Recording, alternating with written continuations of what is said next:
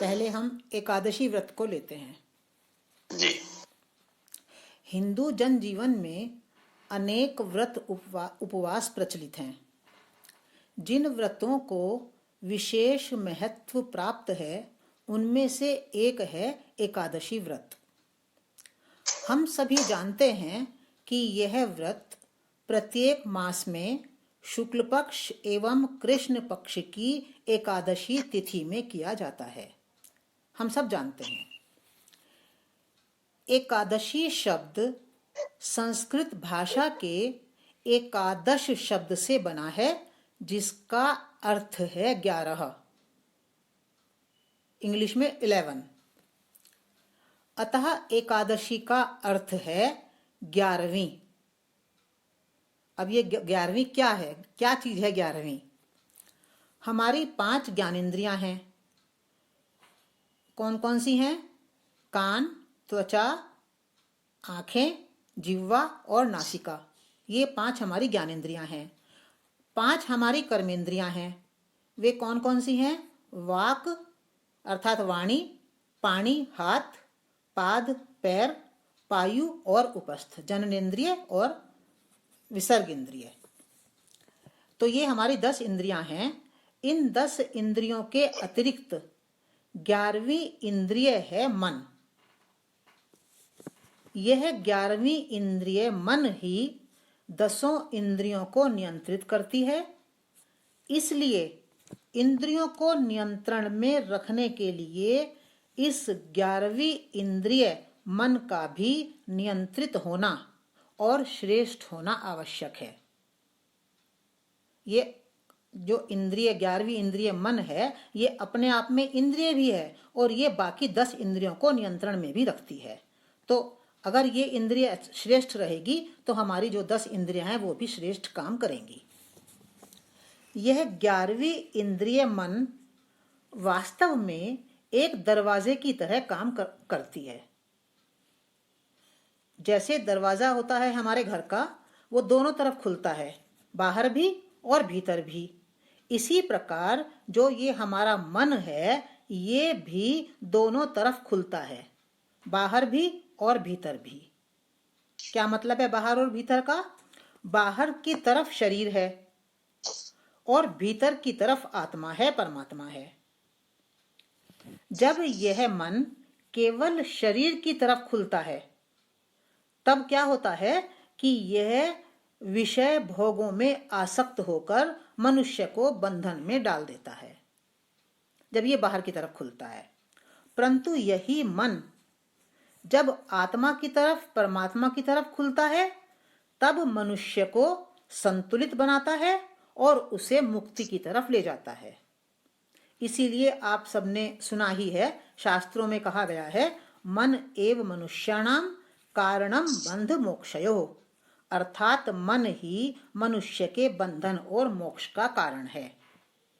अब हम एकादशी के ऊपर बात कर रहे हैं और एकादशी के व्रत पर जो बात करेंगे वो सारी मन की बात होगी, मन की साधना की बात होगी। ऐसा भी कह सकते हैं कि मन की शक्ति बहुत अद्भुत है। यह मन जब स्वार्थपरक सोच से, स्वार्थपरक सोच किसे कहते हैं? मैं, मेरा और पराया, ये मेरा है, ये पराया है। तो जब मेरी सोच मैं, मेरा और पराये के भाव से युक्त हो जाती है, तब वह सोच दानव सोच कहलाती है, आसुरी सोच कहलाती है। परंतु यही मन जब परमार्थ परक सोच से युक्त होकर सबके हित में संलग्न होता है, तब जो हमारी सोच है वो देव कहलाने लगती है। जब ये स्वार्थ में होता है मन, तब हमारी सोच आसुरी सोच, दानवी सोच कहलाती है। पर यही मन जब सबके भले के लिए परमार्थ परक हो जाता है, तब यही हमारी सोच दैव सोच कहलाने लगती है। या हम कहें, केवल कह दें कि वो देव हो जाता है, मन देव हो जाता है। तो कभी आसुरी सोच दैवी सोच को ढक लेती है और कभी दैवी सोच आसुरी सोच का विनाश कर देती है। ये काम लगातार होते रहते हैं हमारे भीतर। कभी हमारी जो आसुरी सोच है वो हमारी दैवी सोच को दबा लेती है, और कभी क्या होता है कि जो हमारी दैवी सोच है वो हमारी ही आसुरी सोच का विनाश कर देती है। तो पौराणिक ग्रंथों में मन के भीतर चलने वाले इस युद्ध को ही देवासुर संग्राम कहा गया है। आपने बहुत बार पढ़ा होगा हम अपने शास्त्रों में कि देवासुर संग्राम हमेशा चलता रहता है। तो वो जो देवासुर संग्राम है वो मन के भीतर चलने वाला संग्राम है, कहीं बाहर का संग्राम नहीं है कि वो किसी भौतिक स्तर पर कोई संग्राम कभी हुआ है। ऐसे भौतिक स्तर पर कोई देव नहीं, कोई असुर नहीं, ये सब जो संग्राम है दैवी और आसुरी विचारों का है, और वो हमारे मन के भीतर चलता है। अब हमें देखना है कि ये जो मन है या मन की शक्ति है, जिसको हम एकादशी शक्ति कहा गया है, तो इस संबंध में हमारे ग्रंथ क्या कहते हैं। तो पद्म पुराण, गर्ग संहिता और लक्ष्मी नारायण संहिता जैसे पौराणिक ग्रंथों में इस संबंध में एक कथा मिलती है। ये कथा प्रतीकात्मक है, पर जो कुछ भी मैंने समझा है एकादशी के संबंध में इसी कथा से समझा है, तो वो कथा मैं आपके सामने भी रखती हूँ। ये कथा प्रतीकात्मक है, और क्या कहा गया है कथा में? कथा में कहा गया है कि एक चंद्रावती नामक पुरी है। उस पुरी में मुर नामक एक दानव रहता है। उस दानव का नाम है मुर, और इस मुर नामक दानव के आतंक से स्वर्ग स्थित सभी देव पीड़ित रहते हैं। इतना आतंक है इसका कि स्वर्ग में स्थित देवता भी इससे पीड़ित रहते हैं। तो इसने मुर नामक दानव ने क्या किया? इसने उनको उनके सिंहासनों से हटा दिया। देव अपने सिंहासनों पर स्थित थे, पर मुर नामक दानव ने देवों को उनके सिंहासनों से हटा दिया और उन सिंहासनों पर अपनी सेना को स्थापित कर दिया। कहानी देखिए कितनी मजेदार है और कितनी प्रतीकात्मक है, जिससे हमें एकादशी की सब बातें पता चल जाएंगी। अब क्या हुआ कि इंद्र सहित सभी देव महादेव जी के पास गए। महादेव जी ने उन्हें विष्णु के पास भेज दिया। देवों ने विष्णु भगवान की स्तुति की और उनसे अपने दुख को निवेदित किया। विष्णु ने अपने चक्र से मुर दानव की समस्त सेना का विध्वंस कर दिया और एक गुफा में प्रवेश करके वहां विश्राम करने चले गए। विष्णु ने मुर दानव का विनाश नहीं किया, मुर दानव की सेना का विनाश किया और फिर वे आराम करने लगे एक गुफा में। परंतु जो ये मुर नामक दानव था, ये विष्णु को खोजते खोजते गुफा में ही पहुंच गया और उसने विष्णु को मारने का प्रयास किया। परंतु विष्णु के शरीर से एक तेजोमयी शक्ति बाहर निकली, जिसने स्त्री का स्वरूप धारण करके शस्त्र प्रहार द्वारा मुर दानव का वध कर दिया। विष्णु ने तो केवल मुर दानव की सेना का विनाश किया था, पर विष्णु के अंदर से निकली हुई देवी ने मुर दानव का ही विनाश कर दिया। विष्णु ने जब स्त्री से पूछा कि आप कौन हैं, तब वह स्त्री बोली कि मैं आपके ही तेज से निकली हुई एकादशी हूं।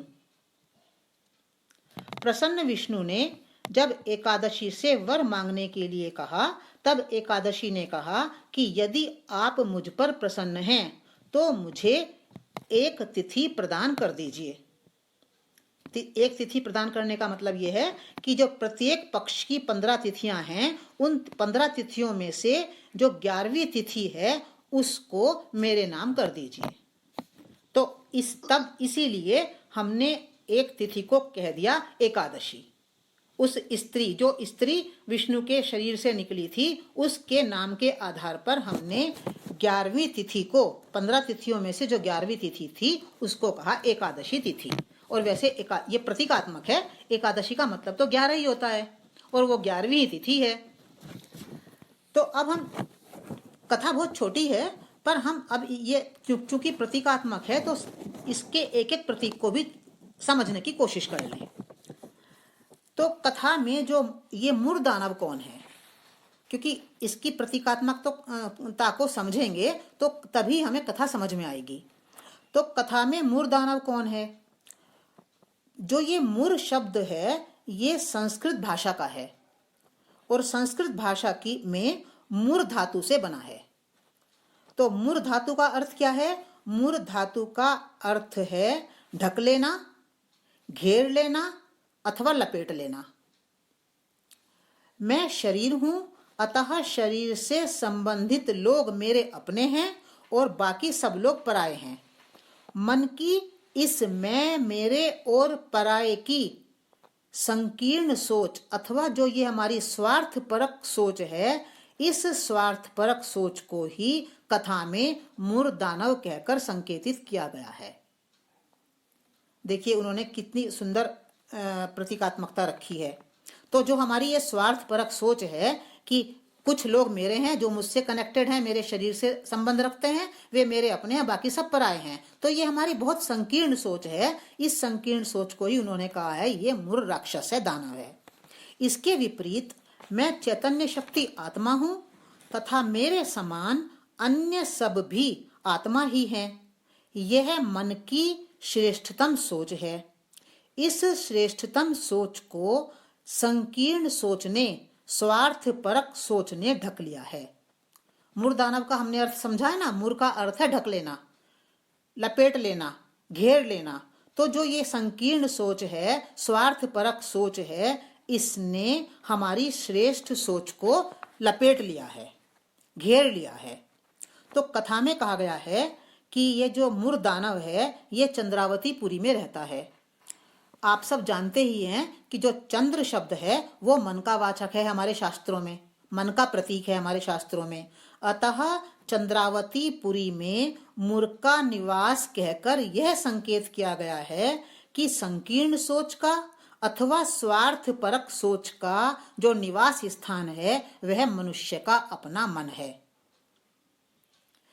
मुर दानव चंद्रावतीपुरी में रहता है। इसका तात्पर्य क्या हुआ कि जो हमारी संकीर्ण सोच है, जो हमारी स्वार्थपरक सोच है, वह हमारे ही मन में रहती है। अब आगे कथा में कहा गया है कि देव पीड़ित हो गए। तो ये देव कौन है? तो देव शब्द का अर्थ है हमारे इंद्रियों में रहने वाली सात्विकता, शुद्धता। चूंकि मन ही समस्त इंद्रियों का राजा है, अतः मन की सोच के संकीर्ण होने या स्वार्थपरक हो जाने पर हमारी जो इंद्रियां हैं उनकी सात्विकता और शुद्धता भी खो जाती है। हमारी जो ईश्वर ने हमें दी हैं इंद्रियां, वो इंद्रियां वैसे सात्विक और शुद्ध दी हैं उसने, पर चूंकि हमारी सोच स्वार्थपरक हो गई है, इसलिए हमारी इंद्रियों की जो सात्विकता और शुद्धता है वो खो गई है। तो इसी बात को उन्होंने कथा में कहा है कि मुर दानव के आतंक से देव पीड़ित हो गए और अपने अपने सिंहासन से उतार दिए गए। प्रतीकात्मकता में इसी तरह बात कही जाती है। तो मुर दानव के आतंक से हमारी इंद्रियों की शुद्धता, सात्विकता समाप्त हो गई। अब आगे क्या कहते हैं कहानी में कि देवता विष्णु के पास गए और विष्णु ने अपने चक्र से दानव सेना का विध्वंस कर दिया। तो ये विष्णु और उनका चक्र क्या है? वास्तव में प्रत्येक मनुष्य का जो अपना ही वास्तविक स्वरूप है, उसका वास्तविक स्वरूप क्या है कि मैं शुद्ध बुद्ध आत्मा हूं। तो उस शुद्ध बुद्ध आत्मा को ही यहाँ विष्णु के रूप में चित्रित किया गया है। विष्णु कोई बाहर रहने वाला कोई देव नहीं है, कोई भगवान नहीं है। विष्णु जब हम अपने आत्म स्वरूप में स्थित रहते हैं, वही हमारे भीतर रहने वाला विष्णु है। तो मन की संकीर्ण सोच से जो हमारी काम, क्रोध, लोभ, मोह, मद, मत्सर, राग, द्वेष, तुलना, निंदा, इतनी सारी जो ये हमारी नकारात्मक वृत्तियां उत्पन्न होती हैं, तो ये वृत्तियां ही मुर दानव की सेना है जो हमारे भीतर उत्पन्न हो जाती है। तो और ये चक्र क्या है विष्णु का? जीवन अथवा जगत की जो वर्तुलाकार स्थिति है, इस वर्तुलाकार स्थिति की बात हमने कई बार की है कि हमारा जो जीवन है या जो हमारा जगत है, जो ये सृष्टि है, ये किसी एक रेखा में नहीं चलता, ये वर्तुल में चलता है, एक गोलाकार चक्र में चलता है। इसीलिए हम कहते हैं सृष्टि चक्र। हमने सब जगह चक्र ही लगाया है। इसीलिए लगाया है चक्र क्योंकि हमारी सृष्टि का जो सृष्टि है ये गोलाकार चक्र में चलती है। तो विष्णु का चक्र क्या है? ये जो वर्तुलाकार सृष्टि है, ये वर्तुलाकार जो हमारा जीवन है, ये वर्तुलाकार जो जगत है, यही विष्णु का चक्र है। देखिए, आप रोज देखते हैं, सुबह होती है, दोपहर होती है, शाम होती है, फिर सुबह होती है, दोपहर होती है, शाम होती है, रात होती है। तो एक छोटा सा जीवन भी चक्र में चल रहा है। फिर हमारा वर्ष को देखें, वो भी चक्र में चल रहा है। जनवरी से शुरू होता है, दिसंबर से आके फिर वापस हिंदी महीने से देखें, तिथि से देखें तो चैत्र से शुरू होता है और फिर वापस चैत्र पर आ जाते हैं। तो हमारा सारा फिर युग को देखें आप, सतयुग, त्रेता, द्वापर, कलयुग, सतयुग, त्रेता, द्वापर, कलयुग। तो हमारा सारा जीवन वर्तुलाकार है। तो विष्णु के चक्र का तात्पर्य क्या है कि हमारा सारा जीवन वर्तुल में चल रहा है। तो इस वर्तुलाकार स्थिति के कारण एक ना एक दिन ऐसा अवश्य आता है जब मनुष्य अपने वास्तविक स्वरूप को पहचान लेता है और फिर धीरे धीरे अपनी नकारात्मक वृत्तियों का विनाश कर देता है। नकारात्मक वृत्तियां पैदा किस लिए हुई? हमारी स्वार्थपरक सोच के कारण। और नकारात्मक वृत्तियां समाप्त कैसे होंगी? स्वार्थपरक सोच को हम जब समाप्त कर लेंगे। और स्वार्थपरक सोच समाप्त कैसे होगी?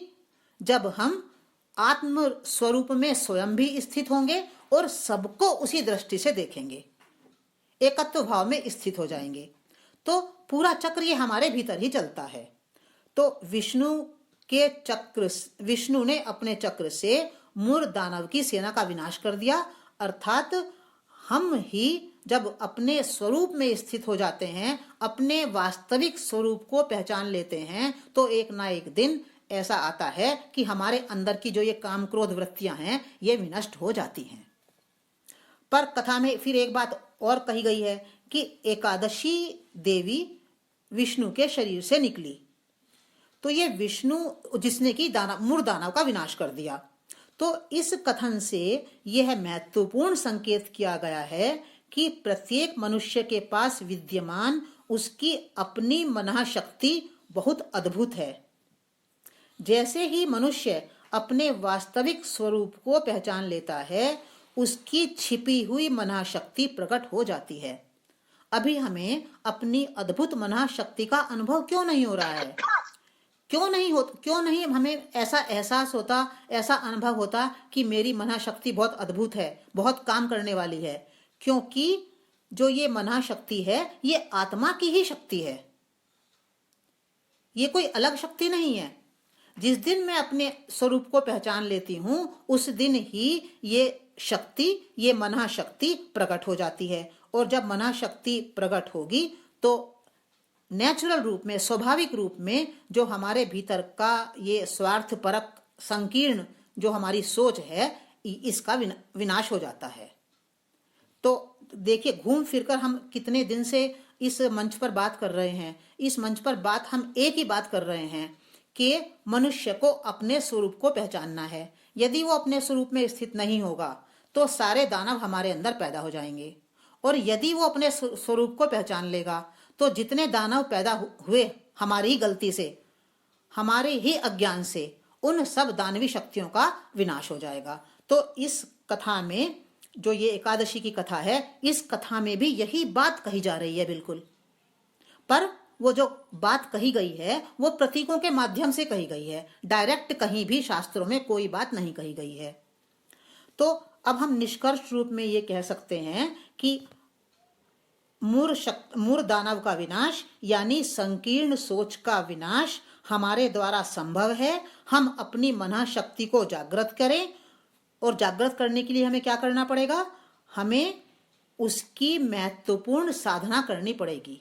एकादशी का व्रत क्या है? व्रत का मतलब है साधना। व्रत का मतलब हम क्या समझ लेते हैं कि मुझे आज दाल रोटी नहीं खानी है, मुझे तो आज फलाहार खाना है। हम व्रत का मतलब केवल उतना ही समझ लेते हैं।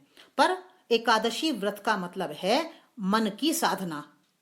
एकादशी अर्थात 11वीं इंद्रिय मन, और व्रत का अर्थ है उस मन की साधना करना। मन हमारा जिस कंडीशन में आज है, जिस स्थिति में आज है, उसको शुद्ध बनाना, उसको श्रेष्ठ बनाना। और वो श्रेष्ठ कब होगा? जब हम अपने स्वरूप को पहचान लेंगे। अब इस एकादशी व्रत जो लोग करते हैं उनको सबको मालूम है कि एकादशी व्रत में शुद्ध सात्विक भोजन ग्रहण करने का विधान है। हम उस साधना को तो भूल गए हैं। व्रत का मतलब है साधना। हम उस साधना को तो भूल गए और हमने क्या पकड़ा? हमने व्रत के रूप में पकड़ा भोजन, केवल भोजन पकड़ा कि आज हमें फलाहार करना है। तो एकादशी व्रत में सात्विक भोजन करने का जो विधान है वो भी एक तरह से अच्छा ही है, और वो ये कह रहा है कि यदि आपको सात्विक सोच को धारण करना है तो आपको अपने आहार को भी सात्विक बनाना पड़ेगा। और आहार के लिए हमें ध्यान रखना है हमेशा कि आहार का मतलब केवल फूड नहीं है जो हम खाते हैं। आहार का मतलब मैं अपनी आंखों से जो देखती हूँ वो भी आहार है, मैं अपने कानों से जो सुनती हूँ वो भी कानों का आहार है, मैं अपनी जिह्वा से जो बोलती हूँ वो भी जिह्वा का आहार है। इन सबको शुद्ध बनाना है, केवल भोजन को शुद्ध नहीं बनाना है। तो भोजन करने का जो सात्विक आहार ग्रहण करने का जो विधान एकादशी व्रत में किया गया है, तो उसको हम ये याद रखें कि केवल भोजन पर ध्यान ना दें। वो हम उस दिन अगर हम कोई टीवी देख रहे हैं और कोई सीरियल सुन रहे हैं तो एक दिन के लिए रुक जाएं, कुछ अच्छा भगवान से संबंधित कुछ सुने। यदि हम देख रहे हैं, कोई फिल्म देख रहे हैं, तो एक दिन के लिए रुकें और उस दिन कुछ अच्छा देखें। जितनी हमारी इंद्रियां हैं उनसे हम सात्विकता को ग्रहण करें। तो ये हो गया हमारा छोटा सा एकादशी के संबंध में छोटी सी बात। पर क्या प्रचलन में क्या है, और भी बातें हैं प्रचलन में क्या है कि जो हमारे हर महीने जो एकादशी आती हैं, 2 एकादशी हर मास में आती हैं, उन एकादशियों का नाम भी अलग अलग रखा गया है। तो उन एकादशियों के ऐसा लगता है कि जो एकादशियों का नाम रखा गया है वो इस आधार पर रखा गया है कि मना शक्ति की यदि हम साधना करेंगे तो हमें कौन कौन से द्वारों पर सफलता मिलेगी। जैसे मान लीजिए एक मास में कौन सा मास होगा, एकादशी व्रत में ये महीना आएगा, ये महीने का मैं जोड़ नहीं पाई उसको ठीक तरह से, कि एक मंथ की एकादशी का नाम है जया और विजया। तो जया और विजया एकादशियों का नाम उन्होंने इस आधार पर रखा है कि जो मन की साधना करेंगे तो वो जीवन में हमें जय और विजय प्रदान करेगी। दूसरे महीने की जो एकादशियां हैं उनका एक का नाम है सफला। तो मना शक्ति की साधना से हम जीवन में सफलता प्राप्त करेंगे। फिर एक एकादशी का नाम है कामदा और कामिका। तो कामदा और कामिका ये सारे संस्कृत शब्द हैं और इन संस्कृत शब्दों में ही वो बात छिपी हुई है जो वो कहना चाह रहे हैं। तो कामदा और कामिका का मतलब क्या है कि वांछित संकल्प को पूरा करने वाली है ये मन की साधना। फिर एक एकादशी का नाम है रमा पद्मा इंदिरा। तो रमा पद्मा इंदिरा का मतलब है कि एक मना शक्ति की साधना वैभव प्रदान करने वाली है। मना शक्ति की साधना पापों से मुक्त करने वाली है, इसलिए उसका नाम रखा है पापांकुशा पापमोचिनी। फिर कुछ एकादशियों का नाम है षटतिला, प्रबोधिनी, अजा और योगिनी। तो इनका जो संस्कृत में अर्थ निकलता है वो है कि एक मना शक्ति की साधना जो है वो हमारे भीतर जो सूक्ष्मता विद्यमान है उसको जागृत करती है। फिर एक एकादशी का नाम है वरुथिनी। तो वरुथिनी क्या करती है? ये एकादशी या ये मना शक्ति रक्षा करती है हमारी। व्यक्तित्व में श्रेष्ठता और गुणों का आधान करने वाली होने से कुछ एकादशियों का नाम है आमलकी, अपरा और पुत्रता। और उन सब में एक श्रेष्ठ एकादशी और है, उसको कहा गया है मोक्षा।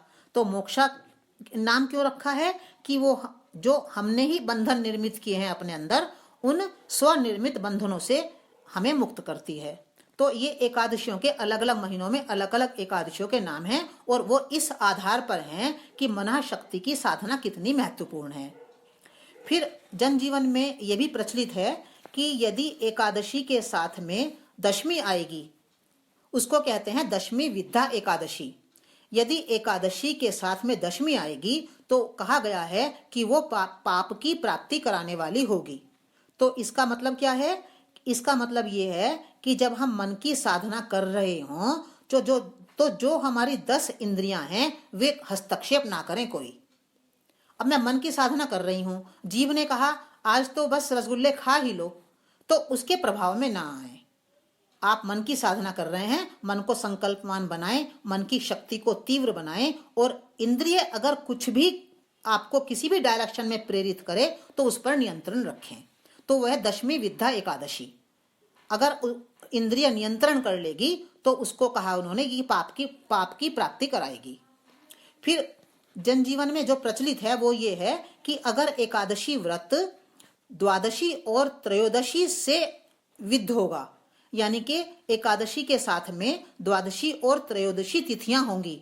हमारे हिंदी महीनों में ऐसा होता है ना कि एकादशी शुरू हुई रात के 10 बजे, तो अगले दिन उसमें 12वीं द्वादशी और त्रयोदशी मिक्स हो जाएंगी, तो उनको कहा है एकादशी का द्वादशी और त्रयोदशी से विद्ध होना। तो ये कहा है कि ये जो स्वर्ग की प्राप्ति कराने वाली होगी ये एकादशी। क्यों कहा है ऐसा कि द्वादशी और त्रयोदशी से विद्या एकादशी स्वर्ग की प्राप्ति कराने वाली हैं? क्यों कहा है? इसलिए कहा है कि यदि हमारा जो मन है, यदि वो बुद्धि से प्रज्ञा से युक्त होगा, वो इंद्रियां उस पर नियंत्रण रखेंगी तो वो पाप की प्राप्ति कराएगी। पर यदि प्रज्ञा से नियंत्रित होगा तो वो हमें मोक्ष की प्राप्ति कराएगी। इसलिए दशमी और त्रयोदशी विद्या एकादशी को स्वर्ग की प्राप्ति कराने वाली कहा गया है। यह हमारे प्रचलन में इतना है जिसको हम समझते नहीं हैं। अब फिर अभी आप ये दिवाली के बाद अब एकादशी आएगी जिसको हम कहते हैं देवोत्थानी एकादशी, और एक होती है देवशयनी एकादशी। ये भी 2 एकादशियां हमारे इसमें जीवन में डाल दी गई हैं। तो ये क्या कहती हैं? तो ये 2 एकादशियां जो हैं ये हमारे जीवन के वर्तुलाकार स्वरूप की तरफ ही संकेत करती हैं। अभी जैसे मैंने बताया, डिस्कनेक्ट होने वाला है, थोड़ा ध्यान रखिएगा। हाँ ठीक है भाई साहब। मन में, जैसे मैंने अभी कहा कि मन में दैवी और आसुरी दोनों ही प्रकार के विचार चलते हैं। काल चक्र के सतत प्रवाह में कभी देव अर्थात दैवी विचार उन्नति करते हैं और कभी आसुरी विचार। जब असुर अर्थात आसुरी विचार उन्नति पर होते हैं तब चारों ओर झूठ, बेईमानी, भ्रष्टाचार का साम्राज्य बना रहता है। इसके विपरीत जब देव अर्थात दैवी विचार उन्नति पर होते हैं तब जीवन में सुख, शांति, सत्यता, प्रेम की स्थापना होती है। अतः यदि मनुष्य को काल की वर्तुलाकार स्थिति का ज्ञान होगा तब क्या लाभ होगा उसको? चारों ओर विकारों का फैलाव भी उसे विचलित नहीं करेगा।